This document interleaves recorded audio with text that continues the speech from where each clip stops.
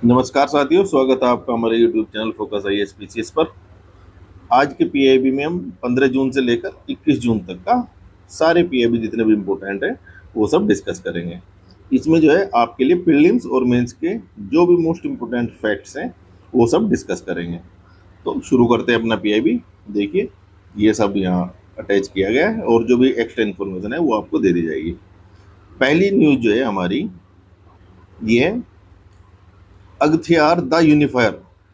एक बुक है जिसका जो है विमोचन है उपराष्ट्रपति श्री सीपी राधाकृष्णन जी ने किया है। तो अगथियार जो है, ऋषि अगथियार, ये साउथ के एक बहुत बड़े संत हैं। उन्हीं के ऊपर ये पुस्तक लिखी गई है। तो इन विमोचन किसने किया है ये प्रीलिम्स में सीधा सीधा पूछा जाएगा, तो ये आप याद कर लीजिए किन्होंने किया है। उपराष्ट्रपति श्री सीपी राधाकृष्णन जी ने।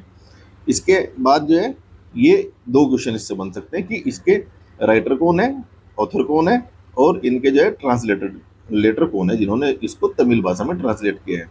तो ट्रांसलेटर जो है वो कल्याणी है और इसके जो ऑथर है वो है ओ शमा भट्ट और MN सुधा। ये आप नोट कर लीजिए। और ये बुक जो है पब्लिश की गई है इनके द्वारा, कलाई कलाई मंगल जो है मैगजीन, ये प्रकाशन का नाम है। ये भी आप याद रख लीजिए। तो यही तीन चीज़ें यहाँ डिस्कस कर आपको याद रखनी है। नोट्स आप बना लीजिए। दूसरा है, अभी प्रधानमंत्री मोदी जी को जैसे आप जानते हैं कि विदेशों में सर्वोच्च राष्ट्रीय सम्मान कई देशों से मिले हैं। तो जो नवीनतम होते हैं वो PCS पूछता है। तो ये नवीनतम सम्मान जो है order of the white double cross first class से सम्मानित किया गया है हमारे प्रधानमंत्री श्री नरेंद्र मोदी जी को। किसने किया है? तो स्लोवाक गणराज्य अर्थात स्लोवाक के जो देश है उन्होंने इनको ये सम्मान दिया है। इसके अलावा इसमें कुछ याद करने की जरूरत नहीं, ये प्रीलिम्स का फैक्ट है। देखिए, प्रीलिम्स में सीधा सीधा पूछा जाता है तो ये याद कर लीजिए आप, प्रीलिम्स का फैक्ट है। इसके अलावा जो है राजा पर्व, प्रधानमंत्री जी ने जो है राजा पर्व या राजा परब बोलते हैं क्योंकि की शुभकामनाएं दी है। अब ये राजा पर्व कहाँ मनाया जाता है? ये उड़ीसा में मनाया जाता है। वहाँ का एक बड़ा ही महत्वपूर्ण त्यौहार है। मातृशक्ति के लिए मनाया जाता है और पृथ्वी माता के लिए ये समर्पित है। तो इसे मिथुन संक्रांति भी बोला जाता है, ये याद रखेंगे आप। तीन फैक्ट है। किस राज्य से संबंध है इसका? उड़ीसा राज्य से संबंध है। और 3 दिवसीय त्यौहार है। ये 3 दिवसीय भी आपको याद रखना है। 3 दिन का त्यौहार होता है। कब होता है? मानसून के आगमन पर। जैसे अभी पता ही है आपको, जून जुलाई मानसून का आगमन होता है। कृषि चक्र और नारित्व अर्थात मातृत्व का जश्न मनाने के लिए मनाया जाता है ये त्यौहार। तो मोस्ट इंपोर्टेंट फैक्ट इसमें क्या है? कहाँ का है त्यौहार? उड़ीसा पर्व। विभिन्न त्यौहार देखिए पहले भी पूछ चुका है PCS कि लोहड़ी कहाँ मनाया जाता है, मकर संक्रांति का पर्व कहाँ मनाया जाता है, सरस्वती पूजा कहाँ मनाई जाती है। तो ये राज्य इनसे संबंधित राज्य आपको पता होना चाहिए।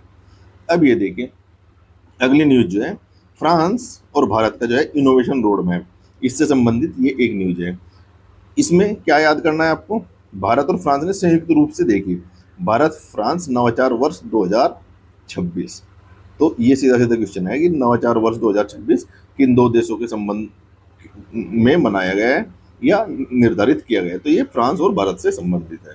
इसमें आपको इतना ही याद करना है बस। इसमें क्या है कि एक होराइजन 2047 का रोड मैप तैयार किया गया है।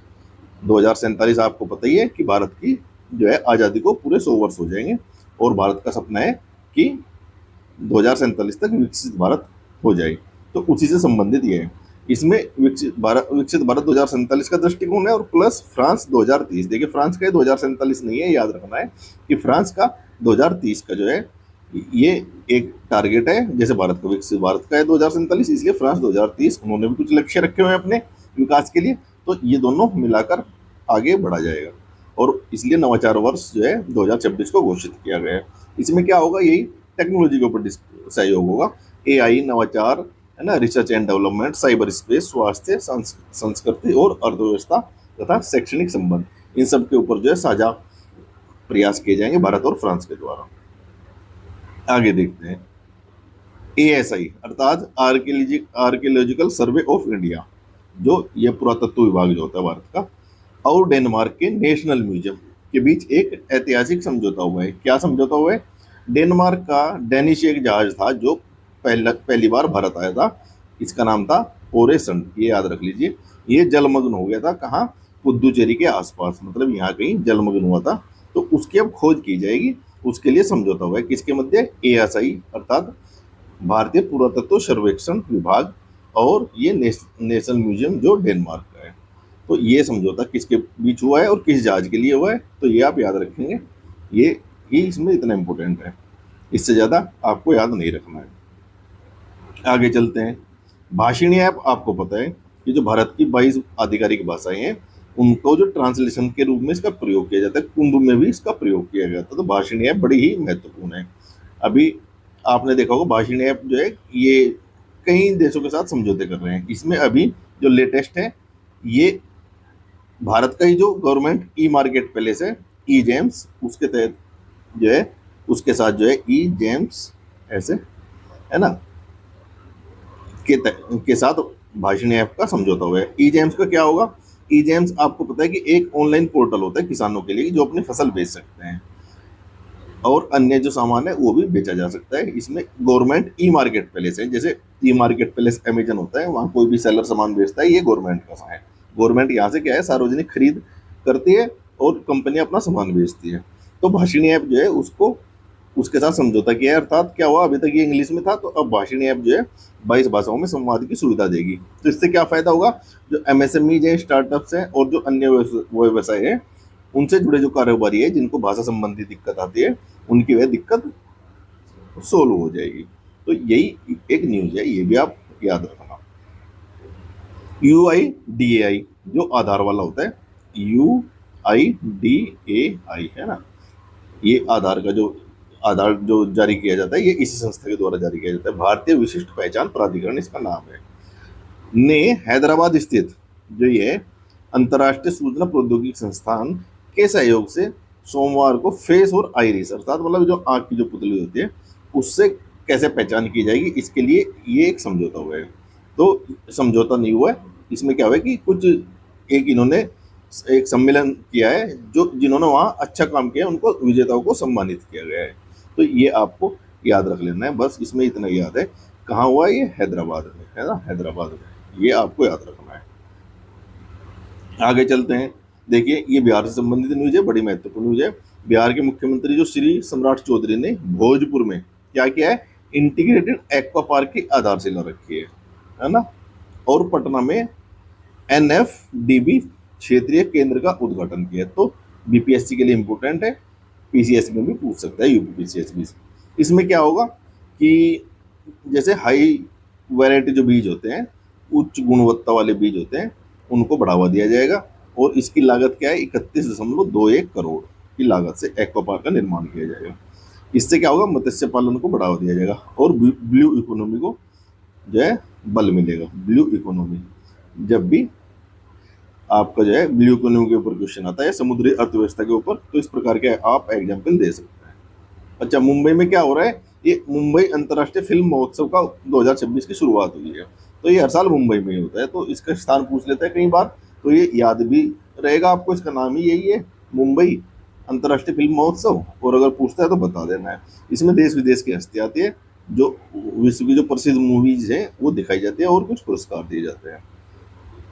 अब ये देखिए मेंस के पॉइंट ऑफ व्यू से, आपको पता है पीरियडिक लेबर फोर्स सर्वे जो होता है अर्थात आवधिक श्रम बल सर्वेक्षण जो होता है, इसके डेटा जारी किया गया है। इसमें हमारा जो है श्रम से रिलेटेड डेटा होता है, रोजगार से संबंधित कितना महिलाओं की क्या भागीदारी है, ये सब डेटा इसमें होता है। तो इसके कुछ डेटा आप देख लीजिए। तो क्या हुआ है?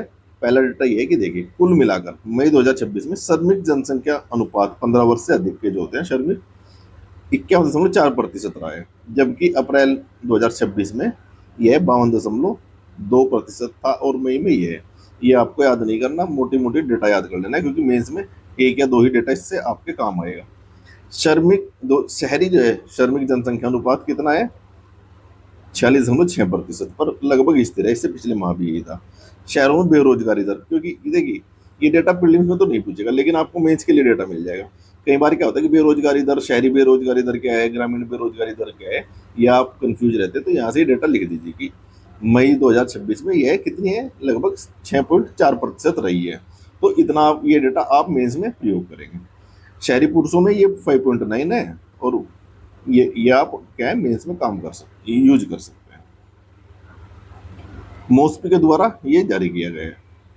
आगे देखिए, भारत युवा संसद 2026 का उद्घाटन किन्होंने किया है? ओम बिरला जी, जो हमारे लोकसभा के अध्यक्ष हैं। ये आपको इतना याद रखना है। पूछते हैं किसने उद्घाटन किया भारतीय युवा संसद का, क्योंकि संसद से संबंधित चीजें हैं तो ओम बिरला जी इसको जनरली करते हैं। इतना ही आपको याद रखना है। अच्छा देखिए, फ्रांस के एवियन जो है ये शहर है वहाँ का, वहाँ में G7 शिखर सम्मेलन आयोजित हुआ है। अब इसका जो विषय क्या है? Forging new partnership and rebuilding international solidarity. ये आप याद रखना, इतना ही इसमें केवल याद करना। भारत के जो प्रधानमंत्री हैं हमारे, जो है प्रधानमंत्री श्री नरेंद्र मोदी जी ने वहाँ इसमें भाग लिया है। भारत G7 का पार्ट नहीं है, लेकिन भारत को लगभग हर वर्ष बुलाया जाता है वहाँ, क्योंकि बढ़ती हुई अर्थव्यवस्था है। तो ये हमारी वैश्विक शक्ति को दर्शाता है। तो ये याद कर लीजिएगा, शहर का नाम पूछेगा सीधा सीधा, और किन्होंने वहाँ भाग लिया है तो याद रखना है प्रधानमंत्री हमारे श्री नरेंद्र मोदी जी ने भाग लिया है। अब ये देखिए, भारतीय चिकित्सा एवं होम्योपैथी फार्माकोपिया आयोग ने अंतर्राष्ट्रीय हर्बल फार्माकोपिया, ये याद रखिए आप, पर 5वीं WHO विशेषज्ञ बैठक में भारत का प्रतिनिधित्व किया। किसने किया प्रतिनिधित्व भारत का? ये जो हमारा आयोग है, ये याद रख लेना कि इन्होंने यहाँ अंतर्राष्ट्रीय हर्बल फार्माकोपिया में जो है भारत का प्रतिनिधित्व किया है। ये याद रखना है। दूसरा क्या है कि ये कहाँ हुआ है? ये हांगकांग में हुआ है। हांगकांग जो है चीन, चीन का मतलब चीन का जो पार्ट है हांगकांग, वहाँ ये हुआ है। चीन का एक शहर है ना? इसके अलावा योग पार्क पोर्टल है ना, इसका जो है उद्घाटन हुआ है। किस लिए भाई? योग को बढ़ावा देने के लिए, जिससे कि आपका जो है स्वास्थ्य ठीक रहे। ये कहाँ हुआ है? इसके ऊपर एक जो कार्यक्रम हुआ है ये हुआ अंतर्राष्ट्रीय योग दिवस 2026 में MP के खजुराहो में। तो ये आपको याद रख लेना है। के दौरान 25 दिवसीय पूर्वेक्षा कार्यक्रम के दौरान आयुष मंत्रालय के जो राज्य मंत्री हैं हमारे और स्वास्थ्य एवं परिवार कल्याण मंत्री श्री प्रताप राव जाधव ने योग पार पोर्टल का शुभारंभ किया है। तो इसका शुभारंभ पूछते हैं तो कंफ्यूज नहीं होना, मोदी या अमित शाह या किसी इनका नाम नहीं लेना है आपको। किन्होंने किया है? जो भी हमारे राज्य मंत्री है श्री प्रताप राव जाधव, इनका नाम याद रख लेना है। क्या है? योग पार्क पोर्टल, इसका उद्घाटन इन्होंने किया है। आगे चलते हैं। केंद्रीय गृह एवं सहकारिता मंत्री जो है अमित शाह ने आज नई दिल्ली में स्लम के पुनर्वास के मुद्दे पर एक बैठक की समीक्षा की। देखिए, स्लम से संबंधित डेटा जब भी आता है, शहरी अनियोजित शहरीकरण या शहरों में मलिन वस्तुओं की समस्या है ना, उसके ऊपर आपको कुछ कीवर्ड जो है वो यहाँ से मिल जाएंगे।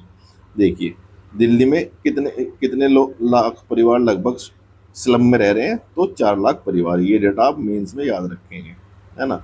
इसके अलावा कुछ ज़्यादा इसमें खास नहीं है। केवल क्या याद रखना है कि जो है 5 पब्लिक प्राइवेट पार्टनरशिप जो है परियोजनाएं शुरू की गई है। ये PPP जो है मोड में स्लम का जो क्या होगा, स्लम जो एरिया है वहाँ सुधार किया जाएगा और वहाँ जो है बेसिक जो हमारी सुविधाएं हैं वो दी जाएंगी। तो यही इसमें एक मेंस के लिए इम्पोर्टेंट डेटा है। नशा मुक्त अभियान, इसकी डेट याद रखिए, 17 से 26 जून तक शुरू किया गया है। ये जो नशा मुक्त किसके द्वारा किया गया? ये मंत्रालय याद रखिए आप, सामाजिक न्याय और अधिकारिता मंत्रालय, है ना? ये क्या है? बस वही नशा मुक्त से आपको पता है कि जो मादक पदार्थों की मांग में कमी लाने के लिए, है ना, और नशा कैसे छुड़वाया जाए उसके ऊपर ये सब अवैध जो तस्करी होती है ड्रग्स की उसको रोकने के लिए यहाँ सब डिस्कस किया गया है। तो ये आपको याद रखना है, नशा मुक्त भारत अभियान। अब देखिए, रक्षा आत्मनिर्भरता, ये GS3 में आपका सीधा सीधा टॉपिक है ना। GS3 में रक्षा में जब भी बात होती है तो रक्षा आत्मनिर्भरता की ही बात हम करते हैं। तो भारत का जो अभी उत्पादन बढ़कर कितना हो चुका है? 1.78 लाख करोड़ का, है ना? ये मेंस के लिए मोस्ट इंपोर्टेंट फैक्ट है। प्रीलिम्स में पूछ सकते हैं, लेकिन मेंस में आप इसका प्रयोग कर सकते हैं अपने क्वेश्चन में कहीं भी, जब इसके ऊपर कोई क्वेश्चन आता है। तो ये 21 में इतनी वृद्धि है, ये तो आपको याद नहीं रखना है, बस आपको एक ये डेटा याद रख लेना है। देखिए, गोवंश अपशिष्ट से समृद्धि पहल, जब भी गोवंश की बात आती है या अपशिष्ट रिसाइकल इकोनॉमी की बात आती है तो आप जो है ये चीज याद रखेंगे। ये एग्जाम के लिए मोस्ट इम्पोर्टेंट होते हैं। तो कहाँ हुआ है इस पहल का शुरुआत? गाजियाबाद में। तो ये आप याद रखें। इसमें क्या हुआ है, गोबर से जो प्राकृतिक पेंट जो बन रहे हैं उनको प्रमोट किया गया है ना। यही इतना सा ही इसमें है बस आपके लिए। देखिए हम क्या करते हैं ना, प्रीलिम्स और मेंस के लिए पीआईबी के है अभी। अगर आप पीआईबी उठाएंगे, जो ये 15 जून से लेकर अब तक का पीआईबी है, कम से कम इसमें 300 नोटिफिकेशन है। लेकिन हम आपके लिए छांट कर वही लाते हैं जो प्रीलिम्स और मेंस में इंपॉर्टेंट है। तो यहाँ आपको क्या है, जब भी स्वच्छता की बात है या सतत विकास की बात है, प्रकृति संरक्षण की बात है ना, वेस्ट टू वेल्थ की बात आती है, तो आप ये एग्जाम्पल या केस स्टडी कोट कर सकते हैं। कहाँ हुआ है? गाजियाबाद में गोवंश अपशिष्ट से समृद्धि की पहल की शुरुआत की गई है। तो यहाँ गो जो अपशिष्ट होता है जैसे गोबर वगैरह जो होता है उससे पेंट बनाया जा रहा है, तो वो इको फ्रेंडली पेंट है। आगे देखते हैं, ये भी इम्पोर्टेंट है क्योंकि जब इस प्रकार के नाम होते हैं ना किसी भी सम्मेलन के, तो वो एग्जामिनर पूछता है इसको। वीवा टेक 2026 कहाँ हुआ है? पेरिस में। और जो G7 हुआ था वो आपको शहर का नाम याद रखना है, अभी ऊपर बताया गया था, आप कमेंट में बताएंगे कहाँ हुआ था, फ्रांस के किस शहर में हुआ था वो। Red rose sorry red road अर्थात लाल सड़क, है ना। यहाँ प्रधानमंत्री मोदी जी ने, आप पता है आज 21 जून है तो योग दिवस मनाया है वहाँ। ये कहाँ है? रेड रोड कोलकाता में। ये आपको याद रखना है, पूछता है कि योग दिवस में जो है प्रधानमंत्री जी ने कहाँ मनाया। तो इसमें क्या है, रेड रोड क्यों है इस, ये आप याद रख लीजिए भाई। ये जो रेड रोड है, ये देखिए 1820 में बनी थी। इसका हिस्ट्री देखिए, दूसरे विश्व युद्ध के दौरान ये बनाई गई थी जिससे कि यहाँ हवा लड़ाकू विमान उतारे जा सकते हैं। बड़ी अच्छी चौड़ी सी रोड है, जैसे हमारा राजपथ है ऐसे वहाँ कोलकाता में रेड रोड है। आपातकालीन दृष्टि पर था, हवाई पट्टी के रूप में इस्तेमाल की गई थी। कहाँ से कहाँ तक है ये? यह सड़क ईडन गार्डन्स, जहाँ आप जानते हैं क्रिकेट का स्टेडियम है, वहाँ से लेकर ये रोड जो है फोर्ट विलियम वेस्ट गेट तक जाती है। इसका नामकरण क्यों हुआ था? रेड रोड क्यों बोलते हैं इसे, लाल सड़क क्यों बोलते हैं? क्योंकि जब ये बनाई गई थी तो इसमें लाल बजरी का प्रयोग हुआ था, तो ये दिखने में लाल लगती है, इसलिए इसका नाम रेड रोड रखा गया था। इसका प्रयोग इसलिए किया था बजरी का, जिससे मोटे जो भारी वाहन जो है इसके ऊपर आसानी से चलाई जा सके। खान क्वेस्ट अभ्यास जो है ये आपको याद रखना है, मंगोलिया का जो कैपिटल है उलन बाटार, ये है उलन बातार, वहाँ हुआ है। ये एक बहुपक्षीय जो है अभ्यास है, केवल भारत और मंगोलिया के बीच में नहीं है, अन्य देश भी आते हैं। तो यही आपको याद रखना है। हमारे यहाँ कौन 40 जवान वाले कौन सी रेजिमेंट ने हिस्सा लिया है? जाट रेजिमेंट की एक बटालियन ने हिस्सा लिया है। तो ये रेजिमेंट ही पूछता है कई बार। कितने लोग गए हैं? 40 जवान, हमारे यहाँ 40 जो है हमारे सैनिक गए हैं। अब आगे चलते हैं। भारतीय तटरक्षक बल ने स्वदेशी एयर कुशन वाहन को शामिल करके परिचालन क्षमता को मजबूत किया है। जो इंडियन कोस्ट गार्ड है अर्थात भारतीय तटरक्षक बल है, ये देखिए ये एक प्रकार का एक कुशन है, ये व्हीकल है इस प्रकार का, इसको लॉन्च किया है ना। बस आपको ये याद रखना है किसने किया है? इंडियन कोस्ट गार्ड ने। इतना ही याद रखना है। आगे चलते हैं। देश की पहली है तो मोस्ट इंपोर्टेंट हो जाता है। देश की पहली क्या है? वाणिज्यिक स्तर पर कोयला से अमोनियम नाइट्रेट बनाने की परियोजना की आधारशिला रखी है। कहाँ? उड़ीसा में। तो ये जगह भी याद रखना है। क्या परियोजना है? कोयला से अमोनियम नाइट्रेट बनता है। किसमें इसका प्रयोग होगा? खाद वगैरह में, जो उर्वरक जो होते हैं ना, फर्टिलाइजर्स, उसमें इसका प्रयोग होता है। क्योंकि फर्टिलाइजर क्या है कि फर्टिलाइजर के ऊपर हम काफ़ी सब्सिडी जो है हमें खर्च करनी पड़ती है, और क्योंकि हमारा इम्पोर्ट होता है फर्टिलाइजर, तो उससे हमारा क्या होता है? राजकोषीय घाटा बढ़ता है। तो अब ये अपने यहाँ बनेगा स्थानीय स्तर पर, तो हमारी क्या है कि राजकोषीय घाटा कम होगा, हमारे लिए कीमत कम हो जाएगी, क्योंकि जो चीज़ इंपोर्ट करते हैं वो महंगी पड़ती है। तो यही जो है इसमें न्यूज है। आगे देखिए, भारत में विश्व में कोयले का दूसरा सबसे बड़ा उत्पादक और उपभोक्ता है। भारत जो है विश्व में दूसरा बड़ा उत्पादक भी है और उपभोक्ता भी है। तो ये आपको याद रख लेना है, ये डेटा इकोनॉमी में पूछा जाता है। और कोल इंडिया लिमिटेड विश्व स्तर की सबसे बड़ी कोयला उत्पादक कंपनी है। देखिए, विश्व की सबसे बड़ी कोयला उत्पादक कंपनी कौन सी है? कोल इंडिया लिमिटेड, CIL जिसे बोलते हैं। तो ये आप जो है, और भारत के पास भंडारण में कितना है? 5वां सबसे बड़ा कोयला भंडार है विश्व का। तो ये सारे डेटा जो है मोस्ट इंपोर्टेंट है, ये प्रीलिम्स में भी पूछा जाएगा और मेंस में तो आपके काम में आएगा। कितना भंडार है भारत के पास? 400 अरब टन से अधिक का भंडार है। तो ये आप याद रख लीजिए। ये इसमें केवल इतना ही है बस, ये आप इसकी 46,000 करोड़ जो परिव्यय है अर्थात लागत होगी, ये भी आप याद रख सकते हैं। बाकी ये डेटा इंपॉर्टेंट है जो ऊपर बताया गया ये वाला। आगे चलते हैं।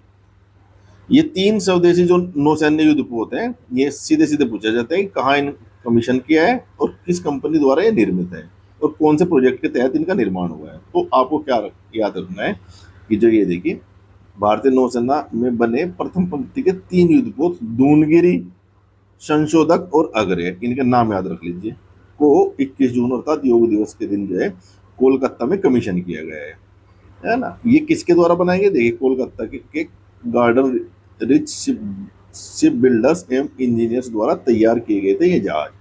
ये किस काम आते हैं, एंटी सबमरीन वारफेयर अर्थात जब पानी में जो छोटे मोटे युद्ध होते हैं उनके लिए काम आते हैं। तो आप जो है जब भी आंतरिक सुरक्षा की बात आती है, सीमा सुरक्षा की, कोस्ट गार्ड की या इंजीनियरिंग की बात आती है, तो वहाँ इनको कोट कर सकते हैं मेंस में भी और प्रीलिम्स के लिए मोस्ट इंपोर्टेंट है। ये देखिए, प्रोजेक्ट 17A के तहत निर्मित कौन सा है, दूनगिरी। ये सीधा सीधा पूछेगा आपको कि दूनागिरी जो है किसके तहत निर्मित है, प्रोजेक्ट 15A 17A ऐसे देगा, तो आपको प्रोजेक्ट 17A याद रखना है। ब्रह्मोस मिसाइल इसके ऊपर तैनात की जा सकती है, ये भी याद रखना है।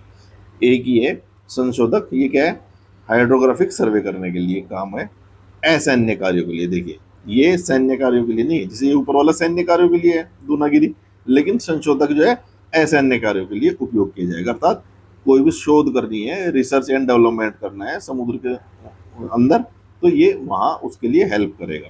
तो ये आपको याद रखना है। इसके अलावा क्या है, जो ये संशोधक जो है, ये तो हाइड्रोग्राफिक सर्वे मतलब वही हुआ। इसके अलावा जो है अर्नाला श्रेणी के anti submarine warfare shallow water का जो युद्धपोत है अग्रय, अग्रय भी आपको याद रख लेना है। ये भी अब ये इससे साफ साफ पता चलता है कि ये सैन्य कार्यों के लिए यूज किया जाएगा। तो 2 सैन्य कार्यों के लिए है और ये असैन्य कार्यों के लिए, तो ये आपको याद रखना है। जो तीनों जो है दूनागिरी, संशोधक और अग्रय, है ना। ये आपको अग्रय किस श्रेणी का, ये पूछता है, अर्नाला श्रेणी का है ना। तो ये इसमें इतनी ही याद रखना है। आगे चलते हैं। ये बड़ी महत्वपूर्ण न्यूज है क्योंकि पहली बार भारत जो है FATF, पता ही है आपको, फाइनेंशियल एक्शन टास्क फोर्स जो है FATF का उपाध्यक्ष पहली बार बनेगा। अध्यक्ष अभी तक नहीं बना है भारत।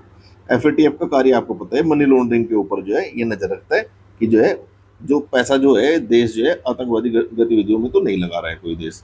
तो अब भारत जो है इसका उपाध्यक्ष बना है ना। कौन बने हैं ये देख लीजिए। ये हमारे जो है एक जो है ये जो है MP कैडर के जो है IAS जो है 1994 बैच के अधिकारी है ना।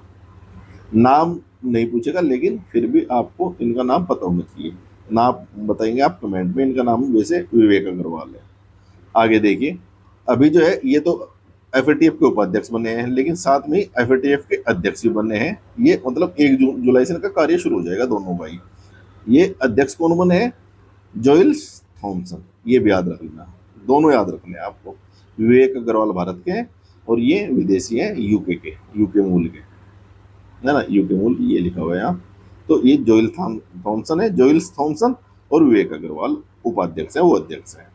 अच्छा, FATF 3 लिस्ट आपको पता होगा कि जो ब्लैक लिस्ट होती है और ग्रे लिस्ट होती है, ये आपको पता होगा। मोस्ट इंपोर्टेंट जो इनकी ब्लैक लिस्ट पूछता है क्योंकि इसमें कम देश होते हैं। अभी फिलहाल इसमें 3 देश है काफी समय से, लंबे समय से, उत्तरी कोरिया, ईरान और म्यांमार जो हमारा पड़ोसी है। तो ये याद रखना है तीनों देश आपको, है ना। ये लेटेस्ट डेटा है जून 2026 तक का। और जो ग्रे लिस्ट है उसमें 22 देश है। पहले से पाकिस्तान था, फिर वो हटा दिया गया था। फिलहाल पाकिस्तान नहीं है, तो आपको कंफ्यूज नहीं होना है। जबकि आप ताज्जुब मानेंगे कि हमारा जो पड़ोसी देश नेपाल है वो फिलहाल ग्रे लिस्ट में शामिल है ना। तो ये आपको लगेगा कि ये नहीं है, पाकिस्तान होगा, जबकि पाकिस्तान बाहर हो चुका है। तो लेटेस्ट डेटा आप याद रखेंगे। आगे चलते हैं। ये देखिए, NCSC ने क्या किया है, जैसे हमारे यहाँ अभ्युदय प्रोजेक्ट है जो सिविल सेवा की तैयारी कराता है, ये ऐसे ही NCSC ने सिविल सेवा परीक्षा मार्गदर्शन प्रोजेक्ट कार्यक्रम जो है प्रोजेक्ट सुपर 50 का आयोजन किया है। ये देखिए, इन्होंने जो त्रिपुरा के राज्यपाल थे ने NCSC के प्रोजेक्ट सुपर 50 के शुभारंभ समारोह में डॉक्टर BR अम्बेडकर का विजन जो है वो बताया। क्योंकि ये BR अम्बेडकर जी का विजन क्यों बताया, क्योंकि ये जो है ना NCSC आपको पता ही है, नेशनल जो है शेड्यूल कास्ट कमीशन होता है ना। तो अनुसूचित जाति के लिए है ये, और उन्हीं के छात्रों को इसमें जो है हेल्प मिलेगी, भाई सिविल सेवा की जो तैयारी कराई जा रही है। तो ये आपको याद रखना है बस। आगे चलते हैं, नक्सल मुक्त भारत, ये मेंस के लिए तो मोस्ट इम्पोर्टेंट है ये ना, हर बार पूछते हैं नक्सलिज्म के ऊपर जो है हर बार क्वेश्चन आता है कि भारत सरकार ने क्या प्रयास किए नक्सल, क्योंकि अभी समाप्त हो चुका है लगभग भारत से। तो ये बड़ी उपलब्धि है 31 मार्च 2000 जो टारगेट रखा था, और ये लगभग हासिल कर ली गई है ना। लगभग 6 दशकों के अर्थात 60 वर्षों की हिंसा के बाद जो है भारत अब नक्सली प्रभाव से, वामपंथी प्रभाव से मुक्त हुआ है। तो इसके जब आप मेंस के ऊपर क्वेश्चन आएगा तो आपको ये जो डेट लाइन बना देनी है आपको, कि जैसे नक्सलवादी मूवमेंट कब शुरू हुआ था 1967 में, फिर आगे क्या क्या तरक्की चली ये बता देने की। सीपीआई जो है माओवाद जो है ये बना था 2004 में। 2014 में क्या होता है, यूनिफाइड नेशनल स्ट्रेटेजी बनाई गई, कि एक ऐसी स्ट्रेटेजी जो वामपंथी उग्रवाद से निपटने के लिए बनाई गई। फिर इसका प्रभाव ये हुआ कि 2026 तक नक्सल फ्री भारत बन चुका है। ऑपरेशन ब्लैक फॉरेस्ट, देखिए ये कीवर्ड आप याद रखेंगे, जो मेन है 2025 में शुरू हुआ था, है ना। नक्सल फ्री इंडिया गोल जो है वो 2024 में सेट किया गया था। 2000 में क्या था कि टेक्नोलॉजी को बढ़ावा दिया गया था नक्सलवाद को खत्म करने के लिए। तो ये मेन चीज 4-5 चीज आप याद रख लेंगे और ये टाइमलाइन बना देंगे, तो आपको क्या है एक अच्छे नंबर मिल जाएंगे इसमें। देखिए ये 3 आयामी रणनीति थी जब ये जो नक्सलवाद को मिटाने की जब शुरुआत की गई थी 2015 में। राष्ट्रीय नीति एवं कार्य योजना, ये आप लिखेंगे मेंस में सीधा सीधा। ये 3 जो है 3 आयामी अर्थात 3 डायमेंशनल स्ट्रेटेजी थी। ये क्या थी, डायलॉग, सिक्योरिटी और कोऑर्डिनेशन। भाई डायलॉग भी करेंगे उनके साथ, सिक्योरिटी को बढ़ाएंगे, और कोऑर्डिनेशन समन्वय रहेगा आपस में सभी राज्यों में और सभी एजेंसियों में, तभी नक्सलवाद का सामना किया जा सकता है। और ये हमारी स्ट्रेटेजी जो है कामयाब भी हुई है। अभी देखिए 24 अगस्त 2024 को भारत ने देश को 31 मार्च 2026 तक भारत को नक्सल मुक्त बनाने का लक्ष्य बनाया था, और जो है अचीव कर लिया गया। अब आगे देखिए, ये मोस्ट इंपोर्टेंट है, इम्पोर्ट एक्सपोर्ट की जब बात आती है, पहली बार जब कोई चीज़ होती है तो वो इम्पोर्टेंट हो जाती है। एपिडा आपको पता ही है, एग्रीकल्चर से संबंधित जो है एक संस्था है, ने सूखे साबुत अंडे के पाउडर को उड़ीसा से ऑस्ट्रेलिया तक प्रथम निर्यात को सुगम बनाया। तो पहली बार उड़ीसा से ऑस्ट्रेलिया भेजा गया है क्या, सूखे अंडे का पाउडर। तो ये आप याद रख लीजिए। एपिडा की स्थापना कब हुई थी ये आप कमेंट में बताएंगे। APEDA एपिडा स्थापना कब हुई थी, एक आप कमेंट करें, इसको जरूर करिए कमेंट, तभी आपके याद रहेगा। देखिए एक ये बड़ा ही अच्छा अभियान शुरू हुआ है, जब भी लैंगिक समानता की बात आती है, लैंगिक संवेदनशीलता की बात आती है, या लैंगिक समानता का जब भी मुद्दा आता है, उसके ऊपर ये आप एग्जाम्पल कोट कर सकते हैं। निर्भय चेतना अभियान शुरू हुआ है। इसमें क्या हुआ है, जो निर्भय फंड के तहत इसको फंडिंग की गई है, और किसके द्वारा शुरू किया है, पंचायती राज मंत्रालय द्वारा। क्या है इसमें सबसे अच्छी बात यह कि इसमें ना पुरुषों को प्रशिक्षण दिया जा रहा है, मेल को, है ना, और उनको संवेदनशीलता सिखाई जा रही है। जो जब ये कार्यक्रम जब शुरू होगा सभी राज्यों में, वहाँ कुछ ट्रेनर होंगे, है ना, जो प्रशिक्षक होंगे, तो उन प्रशिक्षकों को ये ट्रेनिंग दी गई है कि आप कैसे कैसे अपने राज्य में बढ़ावा देना है। देखिए इसमें कहाँ कहाँ से आए हैं, पायलट बेस में, मतलब जो अभी पायलट प्रोजेक्ट है ये 6 राज्यों के, असम, छत्तीसगढ़, हिमाचल, महाराष्ट्र, उड़ीसा, झारखंड के लगभग 40 मुख्य प्रशिक्षक शामिल थे। ये सभी राज्यों और केंद्र शासित प्रदेशों में विस्तारित होने वाले क्रमबद्ध प्रशिक्षण मॉडल की नींव के रूप में कार्य करेगा। अब देखिए अंतरिक्ष यात्रा जो भारत का है, स्पेस इकोनॉमी, ये बार बार क्वेश्चन आता है मेंस में, तो मेंस के लिए मोस्ट इंपोर्टेंट क्वेश्चन हो जाता है। हमारी जो हमने क्या अभी तक अंतरिक्ष की यात्रा में क्या हासिल किया है, मतलब हमारे जैसे इसरो जैसी संस्थाएं वो कहाँ से कहाँ तक पहुंची है, यही सब बताया गया है। इसमें स्टार्टअप की संख्या बताई गई है, जो 2014 में स्पेस से रिलेटेड जो हमारे स्टार्टअप थे केवल 1 था, और 2026 में बढ़कर 400 प्लस हो चुके हैं, 400 से भी अधिक। ये आप लिखेंगे मेंस में, ऐसे डायग्राम बना देंगे। 2014 है ना में 1 था, और फिर ऐसे लंबी उड़ान दिखा देंगे, 2026 में कितने हो गए, 400, है ना, ऐसे बना देंगे स्टार्टअप की संख्या। यही इसमें मेन चीज़ है। अब इसकी भी टाइमलाइन आप बना सकते हैं कि इसरो ने क्या क्या भाई अचीवमेंट किया है, ये दिखा सकते हैं ऐसे। जब भी स्पेस इकोनॉमी का क्वेश्चन आता है इस प्रकार से अगर आप टाइमलाइन वगैरह बनाते हैं, ग्राफ बनाते हैं, तो आपको जो है अच्छे मार्क्स मिलते हैं मेंस में। क्या करेंगे, 2014 में मंगलयान दिखाएंगे, है ना, फिर 2015 में जो है ये क्रायोजेनिक अपर स्टेज जो है हमारा स्वदेशी जो है सफलता मिली थी अपर स्टेज के क्रायोजेनिक को। इसके बाद 104 सैटेलाइट का रिकॉर्ड बनाया था फरवरी 2017 में। फिर 2019 में चंद्रयान 2, फिर 2023 में चंद्रयान 3, है ना। बीच बीच में ये जो आसान से है वो याद कर लेंगे आप। जैसे 2024 में जनवरी 2024 में एक्सपोसैट लॉन्च किया था। 2000 सितंबर 2023 में आदित्य L1, है ना। फिर ये जनवरी 2025 में स्पेडेक्स मिशन, ये क्या था, डॉकिंग किया गया था, अर्थात जो है अंतरिक्ष में जो हम स्टेशन बना रहे हैं वहाँ हमने ये इस प्रकार से लॉन्च पैड टाइप बनाते हैं जहाँ डॉक करते हैं, तो इनको जोड़ा था दो को, तभी वहाँ स्टेशन बनेगा। क्योंकि स्टेशन बनाने के लिए ना बहुत सारे ऐसे डॉक जोड़ने पड़ते हैं आपस में। तो यही सब की सफलता मिली थी हमें 2025 में, है ना। यही फिर सोवा जो है लॉन्च हुआ था, ये सब श्रीहरिकोटा से। जुलाई 2025 में निसार अर्थात नासा के साथ जो है ये नासा और इसरो के कोलोबरेशन से ये प्रोजेक्ट बना हुआ है। तो ये दिखाएंगे निसार का जो है सफलतापूर्वक लॉन्च किया गया था। फिर LMV3 2000 दिसंबर 25 में। तो इस प्रकार से मेन मेन चीज़ें आप याद कर लेंगे, ये फिर आपका उत्तर लेखन में काम आएगा। तो सारी महत्वपूर्ण खबरें दोस्तों ये थी। आज 21 जून में तो लगभग सारी योग से रिलेटेड खबरें थी जो हम बता ही चुके हैं। योग दिवस की थीम क्या है 2026 की, आप बताइएगा कमेंट में। तो वो ज़्यादा खबरें पढ़ने से कोई उसका लाभ नहीं था, इसलिए ये वीडियो बिल्कुल टू द पॉइंट बनाई है एग्जाम के पॉइंट ऑफ व्यू से। विशेष मैच से अगर जुड़ना है तो आप जुड़ सकते हैं। 15 जून से शुरू हो चुके हैं। इसमें सैटरडे को लाइव आंसर राइटिंग होती है 1.5 घंटे की। बाकी मंडे टू फ्राइडे जो आपको 3-3 क्वेश्चन दिए जाते हैं, उनके मॉडल उत्तर दिए जाते हैं और उनकी कॉपी चेक होकर मिलती है आपको 24 आवर्स के अंदर ही। संपूर्ण बैच चल रहा है। जो अच्छे एडवांस लेवल के छात्र हैं उनके लिए फुल लेंथ टेस्ट सीरीज चल रही है, यूपीएससी और यूपीएससी और यूपीपीसीएस दोनों के लिए। आरोहण बैच ये फ्रेशर्स के लिए है, इसमें 2 क्वेश्चन डेली दिए जाएंगे आपको। जिनको भी इनसे जुड़ना है ये जानकारी आप ले सकते हैं। ये देखिए ये इसकी फीस है, अभी इतना फीस रखी हुई है मात्र, इससे आप जुड़ सकते हैं। अभी ये संपूर्ण बैच का शेड्यूल है, ये देखिए 20 जून को पहला टेस्ट और जिनका छूट गया उनका दोबारा हो जाएगा। बाकी ये इसका शेड्यूल है पूरा। ये लाइव टेस्ट होंगे, ये आप याद रखिएगा, इस तभी आपको फायदा है इसमें। पूरे जो है आपके जो है ये इतने में जो है 16 टेस्ट आपको मिल जाएंगे लाइव, फुल लेंथ टेस्ट है। ये देखिए इनका सॉल्यूशन मिलता है और कॉपी चेक होकर मिल जाती है आपको 1-2 दिन के अंदर ही। तो मिलते हैं अगली वीडियो में, तब तक के लिए पढ़ते रहिए, लिखते रहिए और सिलेक्शन लेकर रहिए। जय हिंद।